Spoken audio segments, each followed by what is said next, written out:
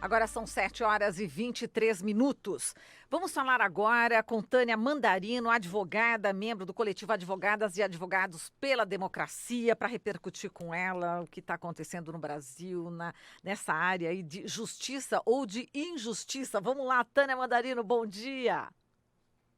Bom dia, Marilu. Bom dia, ouvintes. Bom, Tânia, sabe que saiu agora, acabou de sair, né, na Veja, a seguinte notícia, ó, Toffoli se reuniu com autoridades contra movimento para afastar Bolsonaro.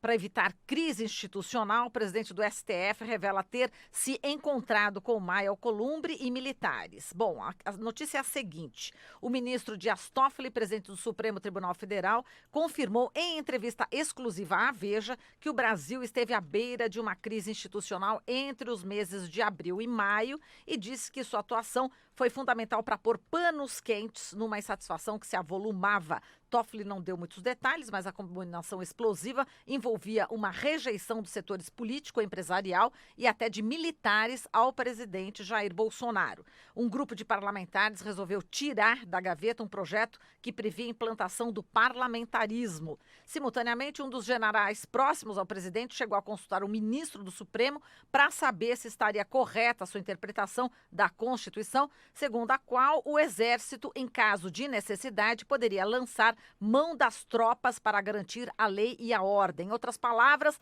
o general queria saber se, na hipótese de uma convulsão, teria autonomia para usar os soldados independentemente de autorização presidencial. Então, portanto, longe de Brasília, a insatisfação também era grande. Empresários do setor industrial, incomodados com a paralisia da pauta econômica, discutiam a possibilidade até de impeachment do presidente da República.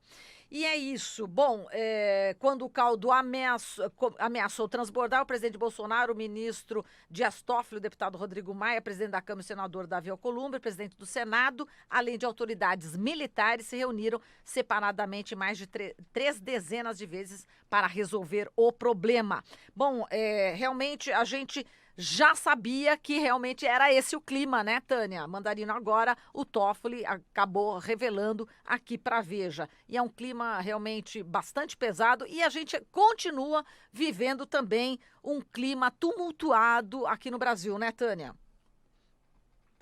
Zé Marilu, não tem muita novidade Uhum, nessa matéria, na realidade. Nós já tínhamos sim, conhecimento, inclusive comentamos aqui com você alguns meses atrás sobre essa reunião de representantes dos três poderes, na época até com proposta, com o judiciário junto, isso. se miscuindo em proposta para aprovação, para facilitar a aprovação da reforma da Previdência. Ele dizer que entre maio e abril o Brasil viveu uma crise institucional me parece um equívoco do ministro. O Brasil vive uma crise institucional entre 2013 e 2019, pelo menos. Ela pode ter se acentuado agora com essa tentativa dos militares entrar nessa reunião, digamos assim, que os três poderes já têm feito há muito tempo de uma forma muito perigosa para a República, para o Pacto Republicano. Então, eu não sei qual que é o propósito dessa revelação agora, mas, sinceramente, não considero tão bombástico assim, considerando que a gente já vem acompanhando esses movimentos e sabe que o STF, inclusive, está com pelo menos 7 militares lá dentro, e um muito próximo ao Toffoli, né? Eu acho que nomeado, algo aproximado ao seu chefe de gabinete ou alguma coisa assim. Então, eu não sei o propósito dessa revelação. E vem essa revelação agora, Marilu, do Toffoli. Que está errado, a gente já sabe faz tempo. Exato. Bom, Tânia, vamos falar aqui do ministro da Justiça, Sérgio Moro, né, que pediu à Procuradoria-Geral da República que investigue o presidente da OAB, Felipe Santa Cruz, segundo ele, por suposto crime de calúnia. Né? No documento, ele diz que Santa Cruz fez declarações que podem caracterizar crimes contra a sua honra e pede que sejam condutas apuradas e promovida a responsabilização criminal cabível. Bom, ele diz o seguinte, né? O Santa Cruz disse que Moro usa o cargo, aniquila a independência da Polícia Federal e ainda banca o chefe de quadrilha ao dizer que sabe das conversas de autoridades que não são investigadas. Essa seria a fala, né, que provocou essa reação do Moro. Como é que você analisa essa, enfim, essa possibilidade, né, da PGR investigar o presidente da OAB? O pedido do Moro, em princípio, me parece o aceno de um afogado, de um desesperado. Muitos outros no Legislativo, quando ele foi sabatinado recentemente no Parlamento, o chamaram de coisa pior até. E ele se aproveitando que o presidente da OAB não goza de uma imunidade parlamentar ou algo assim, vai despecar, vai descontar toda a sua raiva no Felipe Santa Cruz. Já viu que ele foi alvo até de declarações criminosas por parte do atual presidente da República, e está embarcando nessa onda. Eu acho que tem um projeto, uma tática, na realidade, muito grande por parte do Moro e seus asseclas, do Moro e sua quadrilha, do Moro, que realmente é o chefe dessa quadrilha, em chamar atenção para outras coisas, desviar o foco para aquilo que está sendo apontado, que outra coisa não é, senão aqui realmente ele se comporta como um chefe de quadrilha. Todo o nosso apoio à OAB como instituição. Alguém disse ontem que Moro vai ficar na história como um ministro, um ex-juiz que perseguiu a OAB, né? Mas também a OAB aí se havendo com alguma responsabilidade por ter apoiado o golpe, o impeachment, e como aconteceu em 64, agora voltando atrás, recuando, agora nós estamos com um presidente progressista, nacionalmente tudo mais, mas a OAB também está se havendo com a sua própria postura, infelizmente. Agora, né, Glauco, o Moro tá perdendo força, né? Tá tendo bastante derrotas aí, né? Inclusive o pacote anticrime, né? Saindo aí da pauta de prioridades, né? Do presidente Bolsonaro e também vários desgastes, né, Glauco? Pois Entrando é, aqui na queria conversa. perguntar, bom dia, Tânia, em Bom relação dia, Glau. em relação ao comportamento do ministro Sérgio Moro, porque ele foi instado aí a se manifestar pelo ministro Luiz Fux no STF a respeito justamente dessa questão se ele teria mandado destruir as mensagens, ele disse que não. Né? Ele disse, inclusive, que houve um mal-entendido e que não mandou destruir as mensagens ali dos hackers que estão detidos ainda pela Polícia Federal.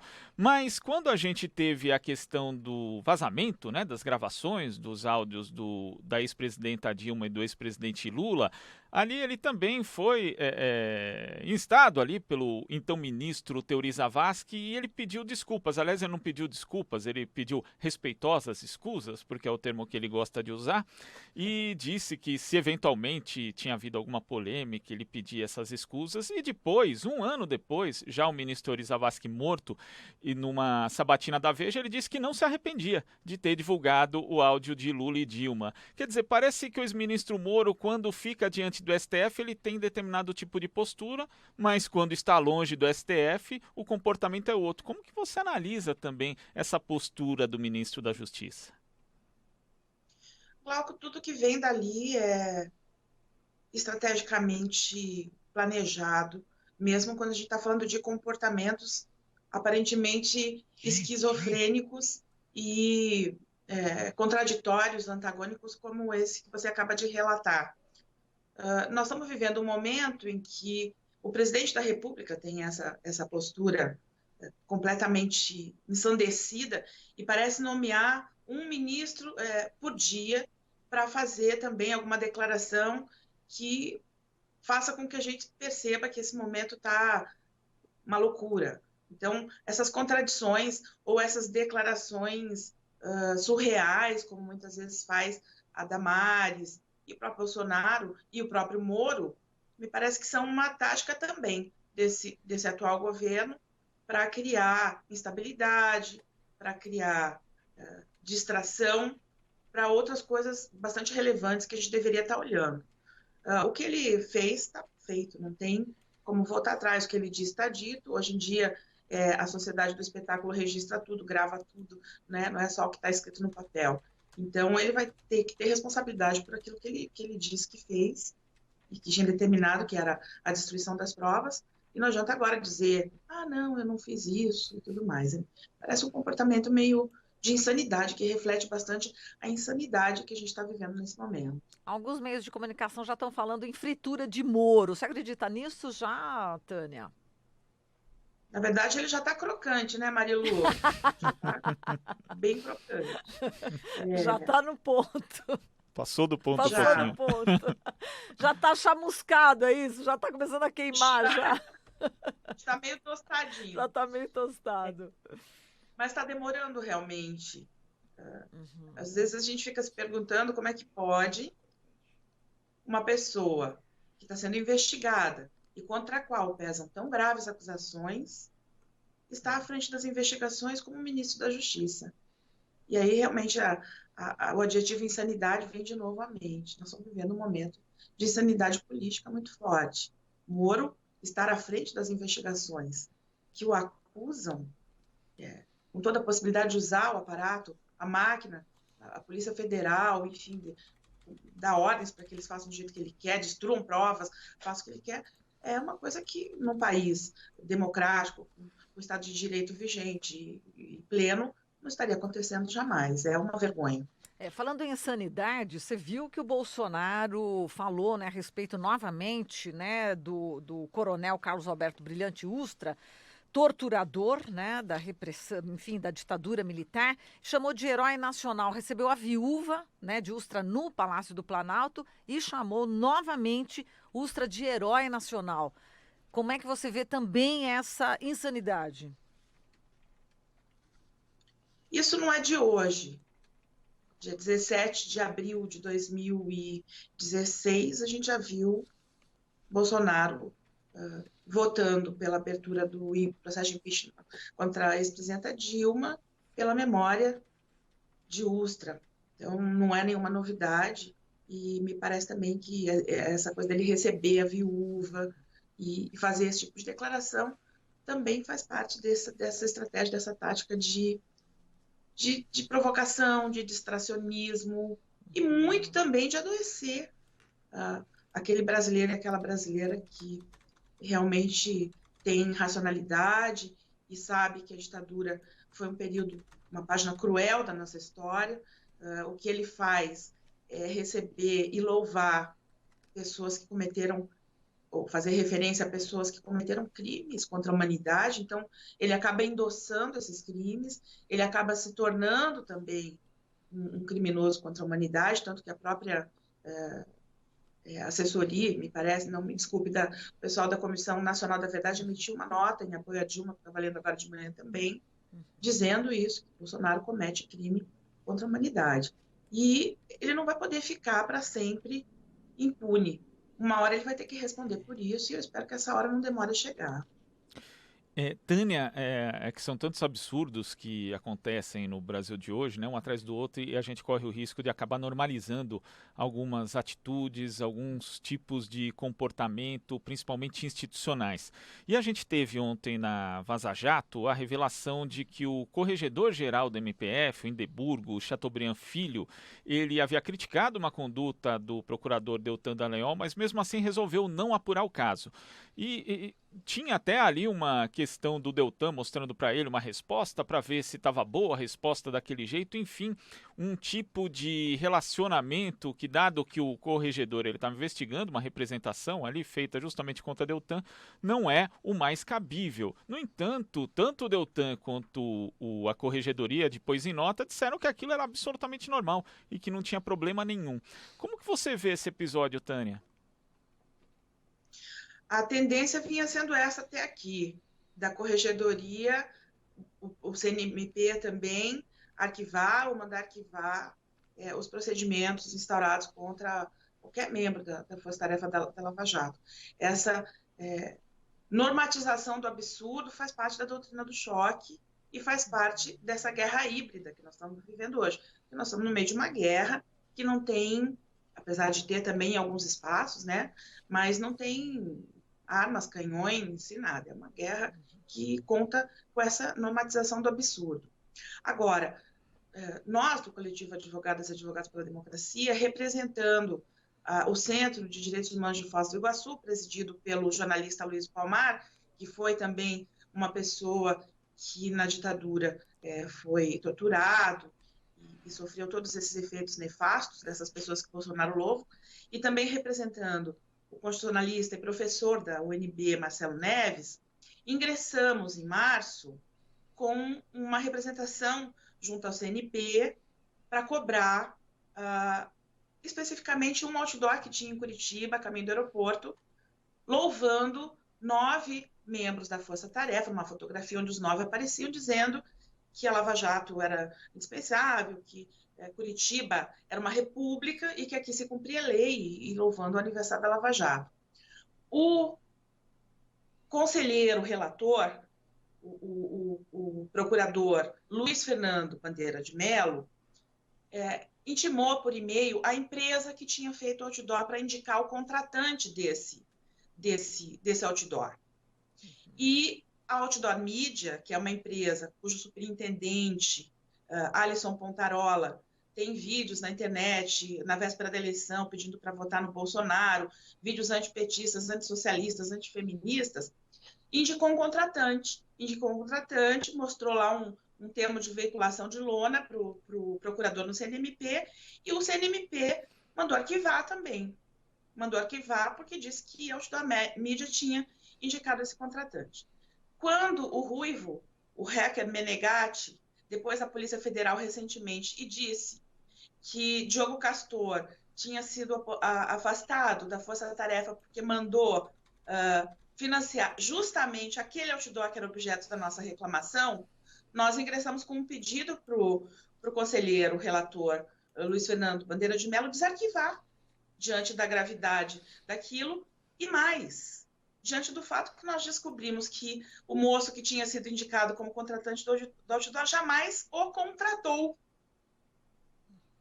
Então, o conselheiro essa semana disse assim: eu vou manter o arquivamento, mas vou enviar agora esse pedido de providências para a corregedoria, para que eles apurem se houve excesso. Então, a tendência agora é que pare essas ordens de desarquivamento, porque o Dallagnol também está na mesma frigideira que o Moro, e também está crocante, Marilu, e tostadinho. Mas até aqui, essa vinha sendo realmente, Glauco, a conduta. Arquivamentos, sumários, e veja, essa indicação de contrato do outdoor aqui não tinha nota fiscal, o CPF do indicado estava faltando um dígito, e mesmo assim o conselheiro mandou arquivar sem sequer intimar o suposto contratante para dizer se era ele ou não. Agora a gente sabe que não é ele, eles não vão ter mais muito o que fazer e vão ter que abrir investigação, e eu acho que vai ser inevitável que o doutor Dallagnol também seja afastado.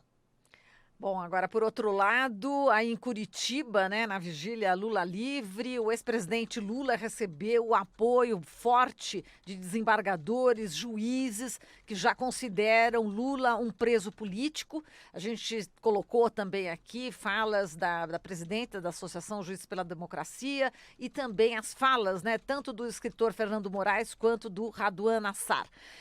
Esse apoio é importante, e essa questão, né, de ter claro que Lula é um preso político, isso reverbera no mundo inteiro, não é, Tânia? É uma vergonha, né, o que está acontecendo, né?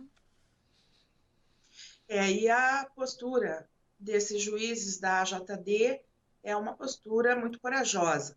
Nós estivemos ontem à noite com esses juízes reunidos, e conversando com eles soubemos que muitos deles, se não a grande maioria deles, sofrem representações junto ao CNJ, junto aos seus tribunais. Da última vez que 12 deles estiveram aqui, que um deles visitou pessoalmente o Lula, que todo mundo deve se lembrar, uma ocasião que a polícia, inclusive, tentou dar voz de prisão para um desses juízes. Quando eles retornaram daqui, tinha desembargador, por exemplo, do TRT do Rio Grande do Sul, que recebeu representação de ofício do seu próprio tribunal. Então, um ato de muita coragem, mas que firma um posicionamento bastante esperançoso, porque são representantes do judiciário, e vê-los ali assumindo que Lula realmente é um preso político, e ontem com essas duas visitas também importantíssimas, o Fernando e o Raduan, eles entregaram a carta dos juízes, dos juristas, é algo que a história vai um dia demonstrar o quanto eles estão sendo corajosos em enfrentar o próprio judiciário, se posicionar, né? Porque realmente Lula é um preso político. E os juízes reunidos, vindo até aqui a vigília e fazendo essa declaração para que o mundo veja, tem um peso bastante bastante relevante, sem dúvida. A gente espera que isso repercuta bastante.